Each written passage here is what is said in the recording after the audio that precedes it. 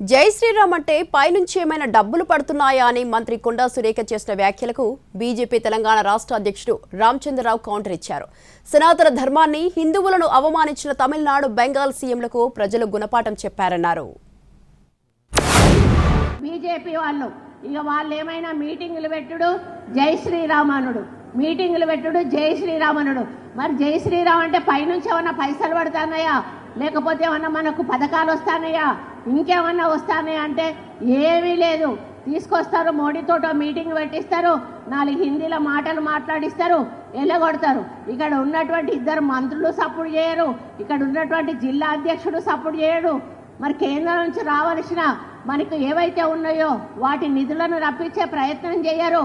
మరి మనకు అన్యాయం జరుగుతున్నా కూడా నోరు పూసుకొని కూర్చుంటారు. జై శ్రీరామ్ అంటే పైన డబ్బులు వస్తాయా అంటే జై శ్రీరామ్ కాదు అల్లాహ్ అక్బర్ వస్తాయని అడుగుతా ఉన్నాను వారిని. ఇదంతా కూడా హిందూ దేవీ దేవతల మీద, సనాతన ధర్మం మీద విశ్వాసం లేని వ్యక్తులు ఈ రకమైనటువంటి ఒక వ్యాఖ్యలు చేస్తారు. ఏ వ్యక్తికైతే దేవుడి మీద, హిందూ ధర్మం మీద విశ్వాసం లేదో, అవమానపరుస్తారో వాళ్లకు దేవాదాయ శాఖ మంత్రిగా కొనసాగటానికి వారికి అధికారం లేదు. దీనిపైన కాంగ్రెస్ నాయకత్వం, ముఖ్యమంత్రి గారు దీనిపైన నిర్ణయం తీసుకోవాలి.